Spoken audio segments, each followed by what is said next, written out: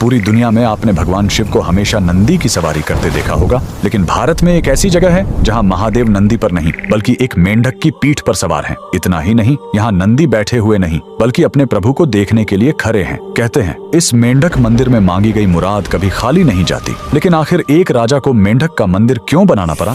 कहानी करीब 200 साल पुरानी है, उत्तर प्रदेश के ऑयल रियासत की। वहाँ के राजा बख्तावर सिंह बहुत प्रतापी थे, लेकिन वो कुदरत के आगे हार चुके थे। उनके राज्य में सूखा पड़ गया था, प्रजा पानी के लिए तड़प रही थी और दूसरी तरफ राजा का अपना आंगन सूना था। उनका कोई पुत्र नहीं था जो आगे चलकर गद्दी संभाल सके। राजा पूरी तरह टूट चुके थे। तभी राज्य में एक महान तांत्रिक का आगमन हुआ। उसने राजा की परेशानी सुनी और एक ऐसा उपाय बताया जिसे सुनकर सब हैरान रह गए। तांत्रिक ने कहा, राजन, ये सामान्य सूखा नहीं है, आपको मंडूक तंत्र का सहारा लेना होगा।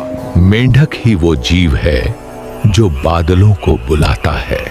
आपको एक ऐसा मंदिर बनवाना होगा जो मेंढक की पीठ पर टिका हो।